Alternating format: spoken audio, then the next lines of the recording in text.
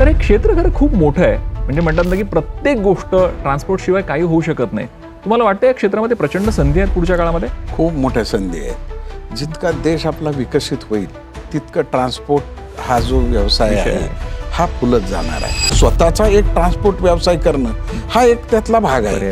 अशा अनेक ट्रान्सपोर्ट, मग नुसती वस्तू वाहतुकीचं ट्रान्सपोर्ट वेगळं, प्रवासी वाहतुकीची वेगळी, पर्यटनाला जाणाऱ्यांसाठीच्या गाड्या उपलब्ध करून देणारं आहे, एअरपोर्टला विमान घरापासून ते सोडणारी ट्रान्सपोर्ट व्यवस्था पुन्हा आहे. अशा अनेक दालनं त्याच्यामध्ये वेगवेगळ्या प्रकारची नव्यानं उपलब्ध होत आहेत. तर JNPTला जर आपण व्हिजिट केली तर तिथे एकाच वेळी जवळजवळ 50,000 ट्रक उभे असतात.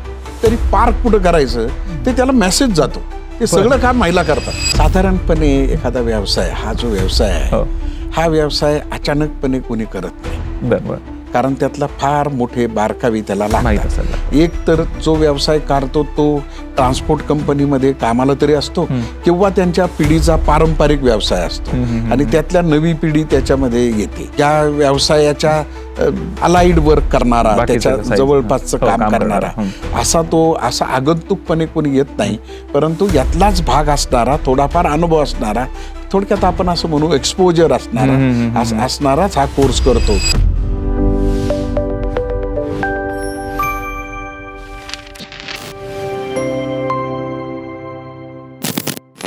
नमस्कार सगळ्यांना परत एकदा. अर्थातच मिरची करिअर मंत्राच्या नव्या कोरा एपिसोडमध्ये मी RJ भूषण तुमच्या सगळ्यांचं मनापासून स्वागत करतो. करिअरचे खूप सगळे मंत्र तुम्हाला याच वेगळ्या शोमधून मिळत आहेत. आणि आज पुन्हा एकदा यशवंतराव चव्हाण महाराष्ट्र मुक्त विद्यापीठाचे कुलगुरू डॉक्टर संजीव सोनवणे सर आपल्याबरोबर आहेत. सर नमस्कार. नमस्कार. नमस्कार. एक खरं ना खूप छान वाक्य आहे आणि ते असं आहे की यही रास्ते ले जाते हैं कश्मीर से कन्याकुमारी तक. पण या रस्त्यावरून काय धावतं? या रस्त्यावरून बस धावते, या रस्त्यावरून वेगवेगळ्या मेट्रो धावतात, ट्रेन धावतात. आपल्याला रोज सकाळी आपण जे पार्सल ऑर्डर करतो ते या रस्त्यावरून येतं. या रस्त्यावरून हे सगळं सुरू असतं आणि त्याकरता महत्त्वाचं असतं ते म्हणजे ट्रान्सपोर्ट आणि लॉजिस्टिक. बरोबर ना? याबद्दलच मी आज सरांशी गप्पा मारणार आहे. सर मला सांगा, ट्रान्सपोर्ट लॉजिस्टिक आपल्या प्रत्येक श्वासा इतकं महत्त्वाचं आहे. म्हणतात की रस्ते आपल्या रक्तवाहिन्यांसारखे आहेत देशाच्या. सो ट्रान्सपोर्ट लॉजिस्टिक या विषयाकडे तुम्ही कसं बघता? असं आहे की कोणत्याही देशाचा व्यापार आणि दळणवळण हे हातात हात घालून चालतं. कारण काही वस्तू इकडून तिकडं न्यायच्या असतील तर ते रस्ते मार्गे, रेल्वे मार्गे किंवा हवाई मार्गे याशिवाय काही पर्याय नाही. आणि सगळ्याच गोष्टी एकाच ठिकाणी उत्पादित होत नाहीत आणि सगळ्याच गोष्टी गरजेच्या असतात, त्या त्यांच्यापर्यंत पोचवणं गरजेचं असतं. तर यासाठी ही जी दळणवळण आहे किंवा ज्याला आपण ट्रान्सपोर्ट म्हणतो, वाहतूक, हा कोणत्याही देशाच्या आर्थिक विकासाचा अत्यंत महत्त्वाचा भाग आहे. अगदी खरं आहे. त्याच्याशिवाय पर्याय नाही त्याच्याशिवाय. मग सर एवढं जरी महत्त्वाचं क्षेत्र आहे तर याच्याशी रिलेटेड यशवंतराव चव्हाण मुक्त विद्यापीठामध्ये नेमक्या करिअरच्या संधी कुठले कोर्सेस आहेत जे केले तर यामध्ये मुलांना करिअर करता येईल? असं आहे, यामध्ये खूप प्रकारचे छोटे मोठे अनेक दालनं आहेत. वाहतूक आपण जरी म्हटलं नुसतं रस्ता वाहतूक, प्रवासी वाहतूक, व्यापारी वस्तूंचं वाहतूक, या सगळ्याचा विचार जर केला आपण तर त्यातलं अनेक छोटे त्याचं व्यवस्थापन कसं करायचं, त्याच्यामध्ये सुरक्षा कोणती असली पाहिजे, त्याला लागणारे मनुष्यबळ कोणते लागणार आहेत आणि या सगळ्यासाठीचं घडतं का नाही हे बघण्यासाठी पर्यवेक्षक लागणार आहेत. त्यानंतर यातलं इकॉनॉमिक्स कसं आहे, कशा प्रकारची त्याची भाडे आकारणी असेल, ह्या सगळ्याचा विचार करता यशवंतराव चव्हाण महाराष्ट्र मुक्त विद्यापीठानं काय केलेलं आहे की एक डिप्लोमा इन ट्रान्सपोर्ट मॅनेजमेंट असा गेल्या 2 वर्षामध्ये आपण गेल्या 2 वर्षात तो इंट्रोड्यूस केलेला आहे. 2 बॅचेस त्याच्या बाहेर पडलेल्या आहेत. हेतू हाच आहे की जो ट्रान्सपोर्ट व्यवसाय आहे किंवा त्याच्या संबंधित असणारे त्याची मनुष्यबळ या अभ्यासक्रमातून निर्माण करणं. क्या बात आहे. पण मग हा डिप्लोमा इन ट्रान्सपोर्ट मॅनेजमेंट हा जो कोर्स आहे याच्याकरताची एलिजिबिलिटी काय, म्हणजे कोण हा करू शकतं आणि किती काळाचा तो कोर्स आहे? 12वी पास असला पाहिजे किंवा त्याच्या समकक्ष अभ्यासक्रम, त्याने 12वीच्या समकक्ष इक्विव्हॅलंट असा जो काही कोर्स केलेला असेल तर त्याला याला प्रवेश मिळतो. एवढी एक साधा क्रायटेरिया आहे. बिलकुल. आणि हा किती दिवसाचा, म्हणजे 1 वर्षाचा अभ्यासक्रम आहे. 1 वर्षाचा अभ्यासक्रम. आणि तो 1 वर्षात पूर्ण केला की त्याला उत्तम प्रकारचं वाहतूक व्यवस्थापनाचं ज्ञान त्याला प्राप्त होतं. बर. आणि हा जो कोर्स आहे हा म्हणजे प्रत्यक्ष याच्यामध्ये प्रॅक्टिकल पण इन्व्हॉल्व असतं किंवा कोणाला म्हणजे करता येऊ शकतो कसं आहे? हो, मुळातच हा यशवंतराव चव्हाण महाराष्ट्र मुक्त विद्यापीठाचा असल्यामुळे जे वाहतूक क्षेत्रामध्ये कार्यरत आहेत त्यांच्यासाठी तर प्राधान्याने इथे प्रवेश सोयीस्कर दिला आहे. जातो. जे नाही आहेत त्यांच्यासाठी मात्र इंटर्नशिप प्रोग्राम त्यांना यातला काही भाग म्हणून या व्यवसायामध्ये थिअरॉटिकल नॉलेज घेतल्यानंतर त्यांना तिथे प्रॅक्टिकलसाठी तर जावंच लागतं त्याचं. तर तो दोन्ही मिळून आहे. दोन्ही मिळून हा करता येतो. मग आता इतक्या 2 वर्षामध्ये बऱ्याच 1 वर्षामध्ये नाही, मागच्या 2 वर्षापासून हा कोर्स सुरू आहे. बरोबर. तर यामध्ये काही उदाहरण आहेत का की ज्यांनी हा कोर्स केला आणि त्यामुळे त्यांना करिअरची संधी मिळाली, अशी काही उदाहरण आहेत? हो, ते बरेच जण डेपो मॅनेजर झालेत. आता पुण्याला जे एस टी महामंडळामध्ये मुलानी म्हणून आहेत ते डेपो मॅनेजर झालेले आहेत. ठोंबरे म्हणून आहेत तेही डेपो मॅनेजर म्हणून त्यांचं हा कोर्स केल्यामुळं त्यांनी येऊन सांगितलं की हा कोर्स जर केला नसता तर आम्ही कदाचित आम्ही मॅनेजर होऊ शकलो नसतो. आणि त्यामुळे त्यांचं ते एस टी महामंडळातच छोट्याशा खालच्या स्तरावर ते कार्यरत होते, परंतु त्यामुळे त्यांचं प्रमोशन झालं, प्लस त्यांची जाहिरातीतून निवडही झालेली आहे. म्हणजे हा कोर्स करून त्यांना प्रत्यक्षाचा फायदा झाला.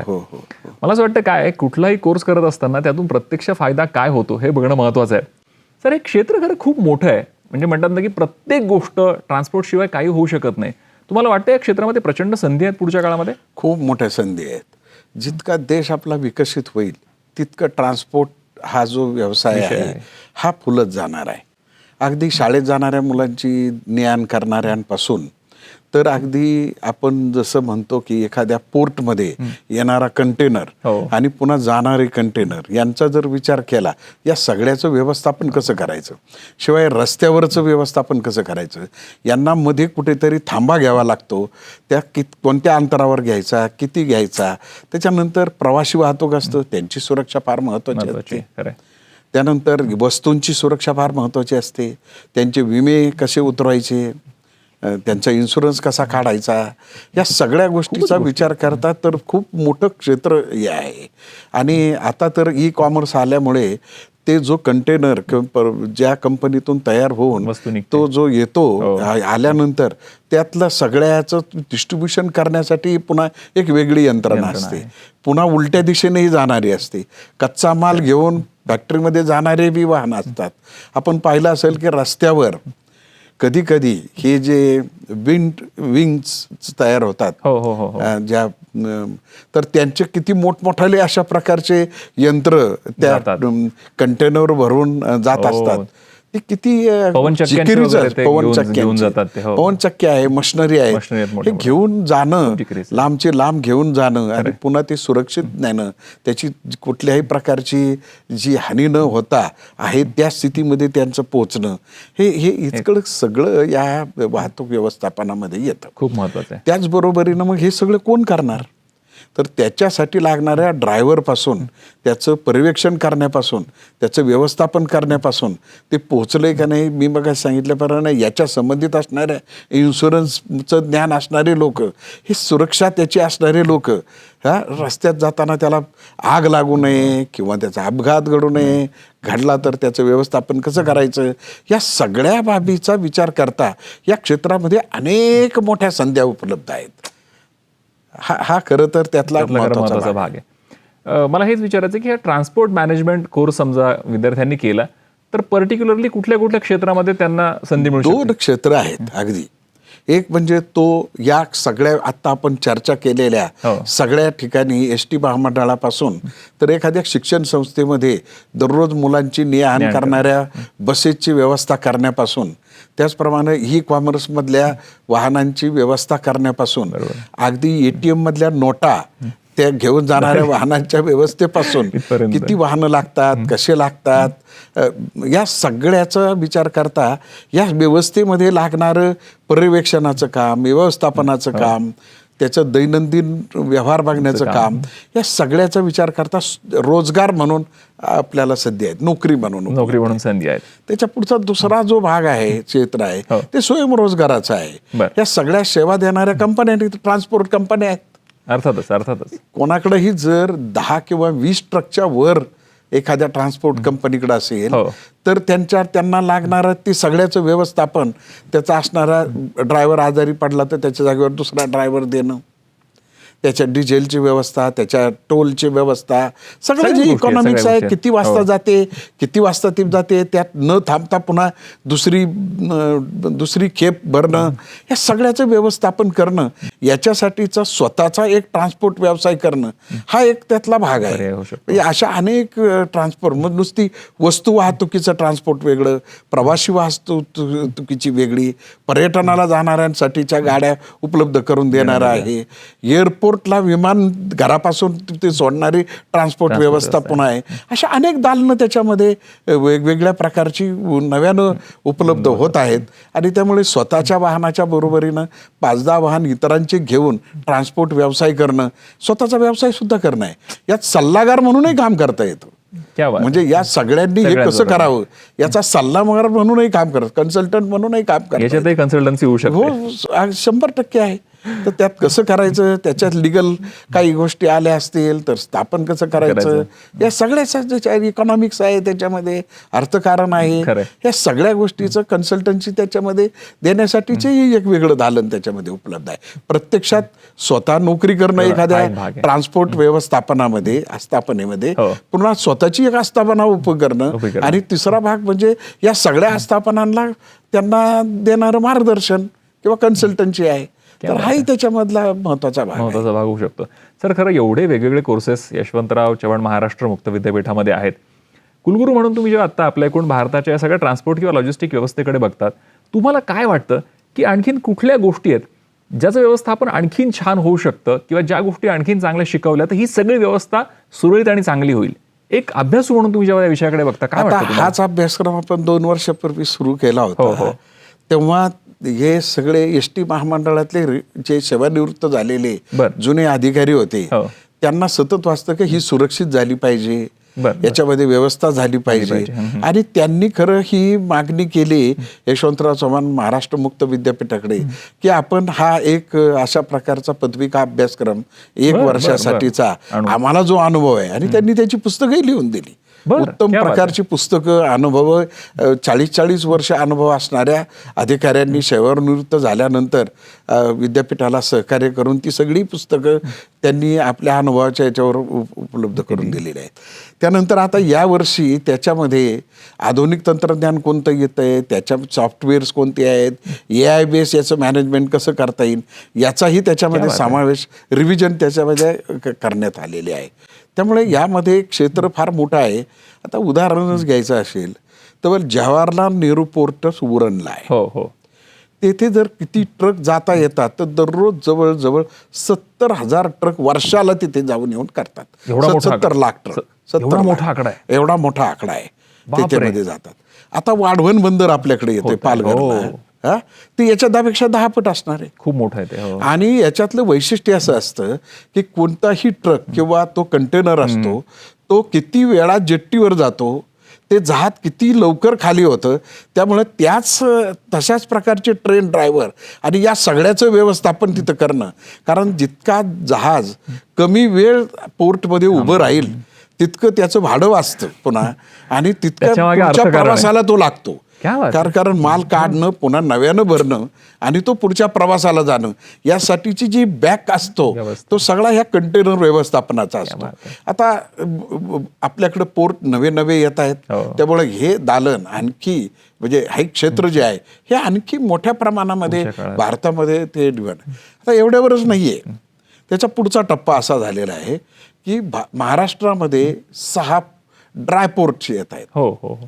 म्हणजे वर्ध्याला आहे, निफाडला आहे, आता महाराष्ट्रामध्ये येणार आहे. त्यामुळे तिथे उत्पादित होणाऱ्या MIDCतला माल असेल किंवा वस्तू असतील, शेतकऱ्यांचा माल असेल, त्या ड्रायपोर्टमध्येच त्याचं सगळं व्यवस्थापन होऊन तिथून ते कंटेनरने डायरेक्ट जहाजामध्ये जाणार आहे. पुन्हा जी व्यवस्था आपल्याला पुन्हा करावं लागतं तिथं, कारण आता जे पोर्ट आहेत त्या पोर्टवर एवढे वाहनं थांबायला, त्यांचं कस्टम क्लिअरन्स करायला, त्याच्यानंतर त्यांची तपासणी करायला जागा नाहीत, त्यामुळे ते वेगवेगळ्या डिस्ट्रीब्युटर. आता ड्रायपोर्ट व्यवस्थापनामध्ये ट्रान्सपोर्ट आहे, त्यामुळे तिथे सुद्धा त्यांना संधी वेगळी उपलब्ध आहे. त्यामुळे असं ती वाढतच चाललेली आहे सध्या. हे प्रचंड मोठं क्षेत्र आहे. भारताची जी अर्थव्यवस्था आहे ती जितकी मोठी होईल तितकं वाहतूक क्षेत्र मोठं होणार आहे. क्या बात. आणि त्याच्यासाठी लागणारे मनुष्यबळ लागणार आहे. तर एक खूप वेगळा प्रश्न, या सगळ्या क्षेत्रामध्ये महिलांनाही तेवढी संधी असं वाटतं? हो, त्याचं कारण असं आहे की आता मी आत्ताच उदाहरण दिलं, कस्टम क्लिअरन्ससाठी ड्रायपोर्टवर जे काम करावं लागतं, सॉफ्टवेअर्स आहेत त्याचे. आता JNPला जर आपण व्हिजिट केली तर तिथं एकाच वेळी जवळजवळ 50,000 ट्रक उभे असतात. तरी पार्क कुठं करायचं ते त्याला मेसेज जातो. ते सगळं काम महिला करतात. क्या बात. सॉफ्टवेअर मधून बर. ते कोणत्या स्लॉट पार्किंगचा त्या वाहनाच्या साईज प्रमाणे त्यांना नंबर दिला जातो, त्याचं लोकेशन त्यांना शेअर केलं जातं, तो ट्रक तिथं जातो. तो ट्रक तिथून निघून गेल्यानंतर लगेच सॅटेलाइटद्वारे त्याचा तो उपलब्ध जागा आहे, रिक्त जागा आहे, ती त्यांच्या सॉफ्टवेअरमध्ये येते. नवं वाहन आलं की तिथे ते पाठवलं जातं. इतकं सुरळीत आणि सुलभ जे काम केलं जातं सगळ्या महिलाच करतायत त्या.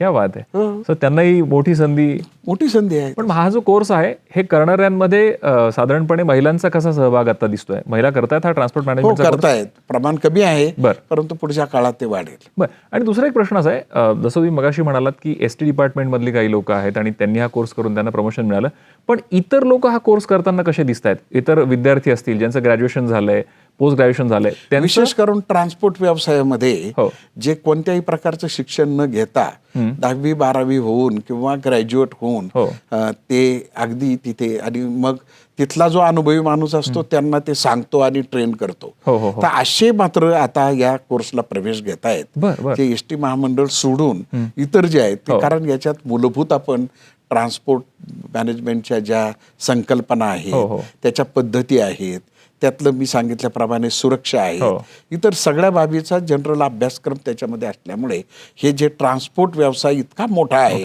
त्या सगळ्याचं व्यवस्थापन करणारे जे मनुष्यबळ आहेत त्यांनी कोणत्याही प्रकारचं यातलं शिक्षण घेतलेलं नाही. ते मात्र याच्यामध्ये आता येत आहेत आणि तेही शिकतायत. सर, थोडासा एक वेगळी शंका किंवा वेगळा प्रश्न, तुम्ही सांगितलं की ते सगळे शिकतायत, पण बाकीची जी लोक आहेत ज्यांना ट्रान्सपोर्ट व्यवसायामध्ये यायचं आहे, ज्यांना ट्रान्सपोर्ट व्यवसायामध्ये काहीतरी करिअरची संधी शोधायची आहे, त्यांनी पण खरं करायला हरकत नाही ना? साधारणपणे एखादा व्यवसाय, हा जो व्यवसाय आहे हा व्यवसाय अचानकपणे कोणी करत नाही. बरोबर. कारण त्यातला फार मोठे बारकावे त्याला लागतात. एक तर जो व्यवसाय काढतो तो ट्रान्सपोर्ट कंपनीमध्ये कामाला तरी असतो किंवा त्यांच्या पिढीचा पारंपरिक व्यवसाय असतो आणि त्यातल्या नवी पिढी त्याच्यामध्ये येते. तर अशा किंवा या व्यवसायाच्या अलाइड वर्क करणारा, त्याच्या जवळपासचं काम करणारा, असा आगंतुकपणे कोणी येत नाही. परंतु यातलाच भाग असणारा, थोडाफार अनुभव असणारा, थोडक्यात आपण असं म्हणू एक्सपोजर असणाराच हा कोर्स करतो आणि मग त्याचा स्वतःचा व्यवसाय उभं करणं किंवा नोकरी करणं यात तो आपलं करिअर घडवतो. सर, ट्रान्सपोर्टशी जोडलेला एक महत्त्वाचा प्रश्न आहे आणि तो आहे वाहतुकीच्या संदर्भातला. ट्रान्सपोर्ट मॅनेजमेंट करत असताना ही सगळी जी वाहतूक ज्या रस्त्यांवरतून होते तिथे रस्त्यांवरची शिस्त हे सगळं खूप महत्त्वाचं आहे. ती खूप काळाची गरज आहे आपल्याकडची असं वाटतं? 100% गरज आहे. त्याचं कारण असं आहे की वाहतुकीचे नियम आणि शिस्त पाळली तर वाहतूक ही सगळ्यात सुलभ होते. आपल्याकडं तो फार मोठा प्रश्न आहे आणि तो या शिक्षणातून जर व्यवस्थापन कसं करायचं ते जर कळेल.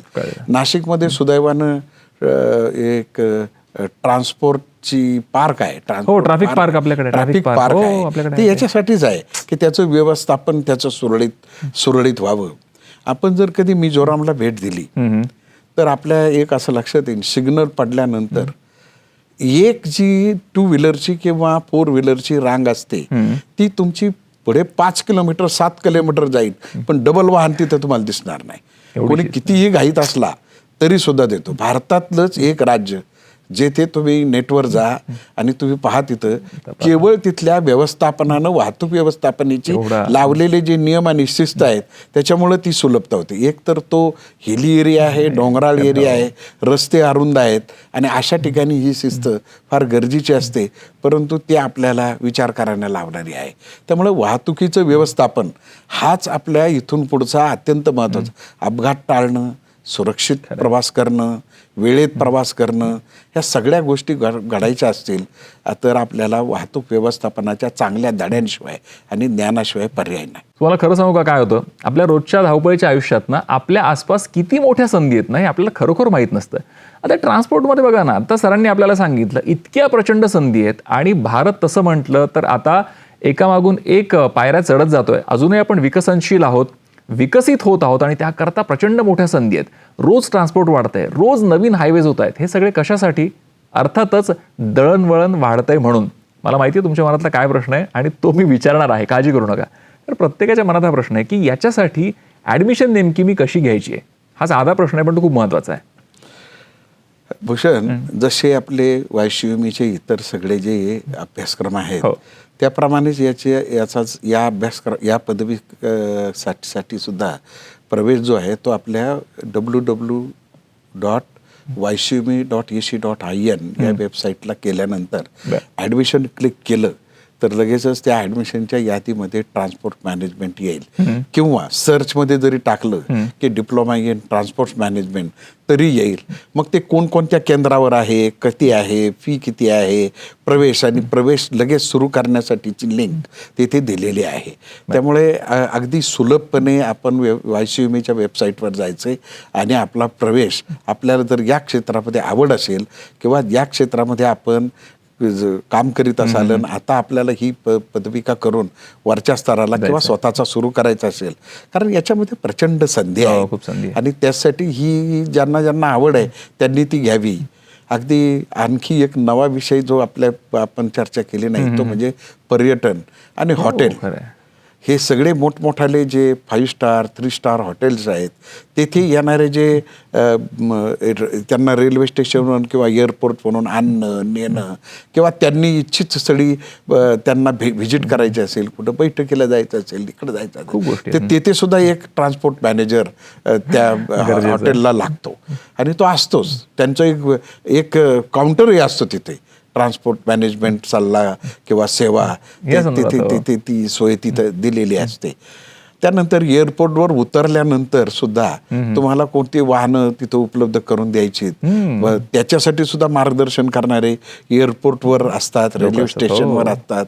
तर या सगळ्या गोष्टींचा विचार करता YCUMEच्या वेबसाईटवर जाणे आणि ज्यांना ज्यांना इंटरेस्ट आहे तिथे तो प्रवेश घेणे आणि आपलं करिअर या ट्रान्सपोर्ट मॅनेजर बनून किंवा त्याच्या असणाऱ्या इतर क्षेत्रामध्ये करणं हे खरं पुढच्या काळातली एक मोठी संधी YCUME या अभ्यासक्रमातून उपलब्ध करून दिली. एक छोटासा एक प्रश्न माझ्या मनात जो आला तो की याचं जे साधारणपणे शिक्षण आहे ते सगळं ऑनलाईन सगळं शिक्षण होतं की प्रत्यक्षात कुठे जावं पण लागतं की काही प्रॅक्टिकल पण त्यात इन्व्हॉल्व आहे? हो, तो ऑनलाईनही आहे आणि त्याला हायब्रिड मोडमध्ये हा अभ्यासक्रम आहे.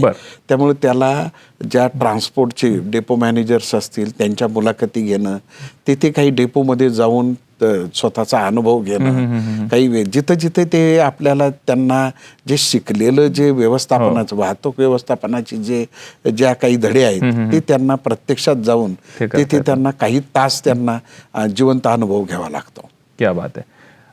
तुमच्या मनात खूप वेगवेगळे प्रश्न असतील. आम्ही काय कुठल्या करिअरबद्दल बोलणार आहोत ना याबद्दल आम्ही महाराष्ट्रामध्ये वेगवेगळ्या ठिकाणी फिरलो, लोकांशी बोललो आणि त्यांच्या मनातले प्रश्न समजावून घेतले. सर, एक छोटासा प्रश्न आहे. तो प्रश्न असा आहे की मी एका ट्रान्सपोर्ट कंपनीमध्ये क्लेरिकलचा जॉब करतो पण मला या क्षेत्रामध्ये काम करण्याची खूप जास्त इच्छा आहे. तर जर मी हा कोर्स केला तर याचा मला फायदा होईल का आणि मी करायला हवा का? सल्ला सांगा. 100% ते जर 12वी झालेला असेल आणि त्यांनी जर हा प्रवेश घेतला आणि 1 वर्षाचा प्रवेश अभ्यासक्रम हा पूर्ण केला तर त्याला निश्चितपणे त्याच व्यवस्थापनामध्ये वरची पोझिशन मिळाल्याशिवाय राहणार नाही. क्लार्कच्या तो निश्चितपणे वरच्या ग्रेडला जाईल किंवा त्याला इतर ठिकाणी स्वतःचा सुद्धा ट्रान्सपोर्ट व्यवसाय सुरू करता येईल. इतकं ज्ञान आणि कौशल्य आणि अनुभव या कोर्समधून त्याला मिळतो. सर, एक खूप वेगळा प्रश्न जो माझ्या मनात येतोय. तुम्ही सगळीकडे एवढे फिरत असता, तुमच्या पायाला प्रचंड भिंगरी आहे. एक गोष्ट आहे ट्रान्सपोर्ट क्षेत्रामधली बदलावी असं जर वाटत असेल तर ती तुम्हाला काय वाटते? कुठली गोष्ट बदलली पाहिजे ज्यामुळे खूप जास्त सुरळीत होईल? यातला सगळ्यात महत्त्वाचा भाग असतो तो म्हणजे वेळ. वेळेवर विमान सुटणं, वेळेवर बस सुटणं आणि जर समजा ती तसं होत नसेल तर ते जे प्रवासी आहेत त्यांना त्याची माहिती देणं, हा सुद्धा उत्तम व्यवस्थापनातला भाग असतो. त्यामुळे याचे जे वाहतूक व्यवस्थेचे जे लाभार्थी आहेत त्या लाभार्थ्यांचं भलं बघणं हे त्यातला सगळ्यात महत्त्वाचा भाग आहे. आणि ते भलं कसं बघायचं या अभ्यासक्रमातून सगळं त्यांना शिकवलं जातं. क्या बात आहे. सर, एका विद्यार्थ्याचा अजून एक खूप इंटरेस्टिंग प्रश्न आहे, मला हा प्रश्न खूप आवडला. त्याचं म्हणणं, या क्षेत्रामध्ये मी ऑलरेडी प्रॅक्टिकली काम करतोच आहे, मग मी काम करतोय तर मग ही शिक्षण हा कोर्स करण्याची गरज काय, किंवा त्याचा मग फायदा काय मला, असा एक वेगळा प्रश्न आहे. त्याचे एक 2-3 फायदे आहेत. पहिलं म्हणजे त्यांनी हा डिप्लोमा केल्यानंतर एका मान्यताप्राप्त विद्यापीठाची त्याला अधिकृतरित्या प्रमाणपत्र मिळेल. खरं. आणि त्याच्यानंतर त्याला बँकेतून स्वतःचा व्यवसाय सुरू करायचा असेल तर आर्थिक सहाय्य मिळेल. त्यानंतर त्यांनी ह्यातली तज्ज्ञता त्याच्याकडे असल्याचं त्याच्याकडं प्रमाणपत्राद्वारे पुरावा त्याला उपलब्ध होईल. दुसरी गोष्ट, अनुभवामधून तो ज्या क्षेत्राचा अनुभव घेत आहे त्याच्यापेक्षा व्यापक रीतीने जगभरात काय काय चालतं याचं व्यापक ज्ञान वाहतूक व्यवस्थापनात त्याला प्राप्त होईल. आणखी एक सगळ्यात महत्त्वाचा फायदा, ज्या वर्गामध्ये 30ची 40ची 50ची जी बॅच असते त्यात इतरही त्याचे पियर्स असतील, सह असतील, तर त्यांच्याकडूनही बरंच काही त्याला शिकायला मिळेल. आणि हे सगळे शिकवणारे जे आहेत त्यांना ते अत्यंत अनुभवी आहेत.